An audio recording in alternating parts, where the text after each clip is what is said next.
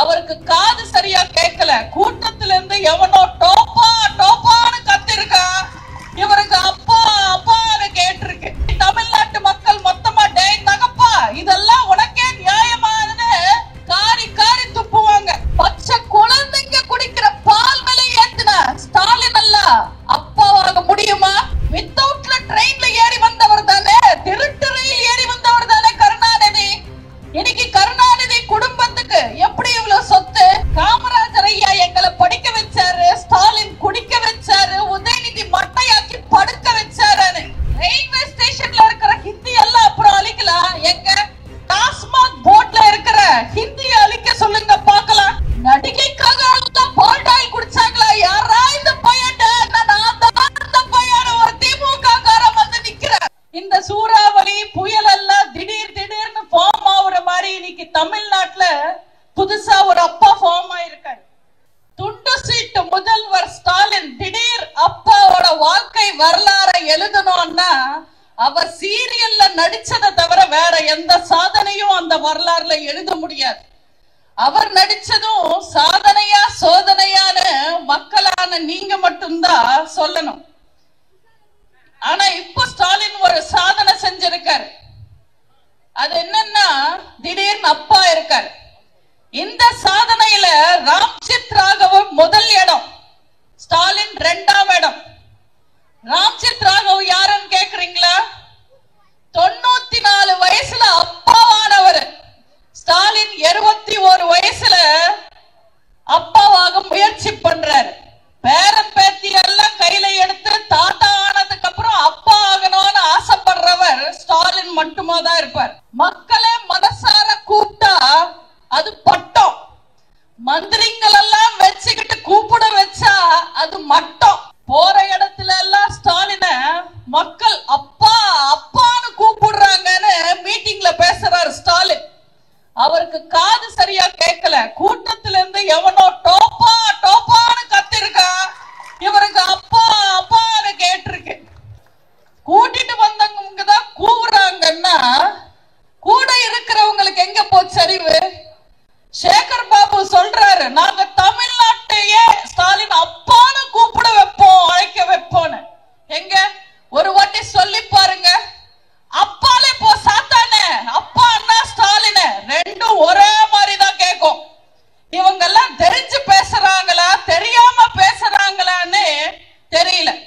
இவர் இதே மாதிரி நான் தான் அப்பா நான் தான் உங்க அப்பான்னு சொல்லிக்கிட்டு திரிஞ்சாருன்னு வச்சுக்கோங்க. நீங்க எல்லாம் ஒரு படத்துல கவுண்டமணி சார் காமெடி பார்த்திருப்பீங்க.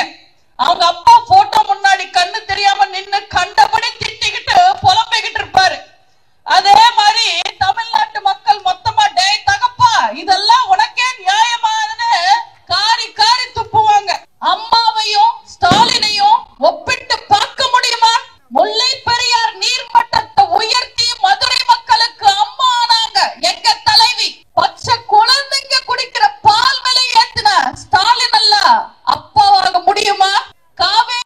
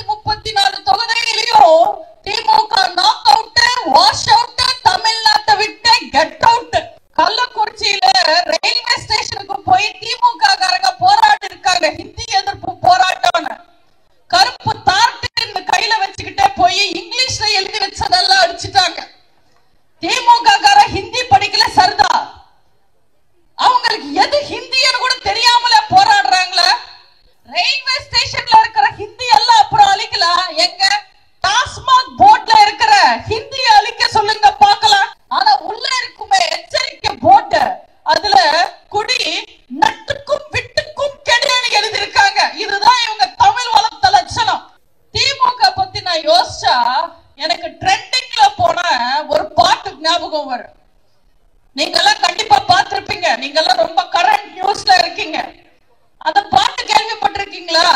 யாரா அந்த பையன், நான் தான் அந்த பையன் ஒருத்தன் வந்து நிப்பான்.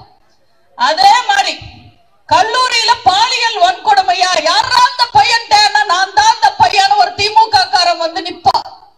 பிரியாணி கடையில ஓசி பிரியாணிக்கு சண்டையா, யாரா அந்த பையன், நான் தான் அந்த பையன் ஒரு திமுக காரன் வந்து நிப்பான்.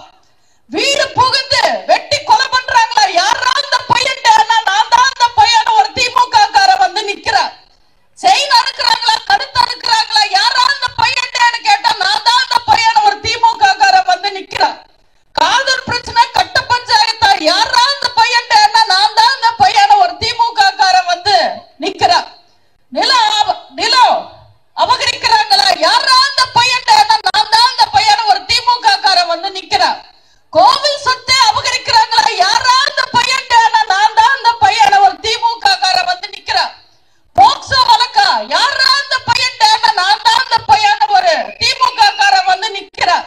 போதை பொருள் கடத்தல, யாரா அந்த பையன், நான் தான் அந்த பையன் ஒரு திமுக காரன் வந்து நிக்கிறான்.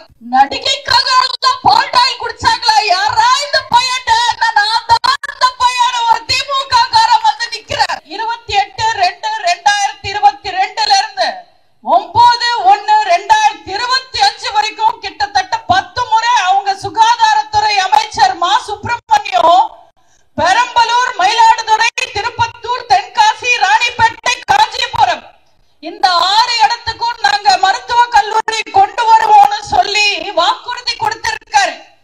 அதனால இந்த முறை உதயநிதி ஒரு செங்கல் எடுத்துட்டு வந்தா பத்தாது, ஒரு பாண்டுல 7 செங்கலை தூக்கிக்கிட்டு தலை மேல வச்சுக்கிட்டு வந்துதான் மக்களை பார்க்கணும்.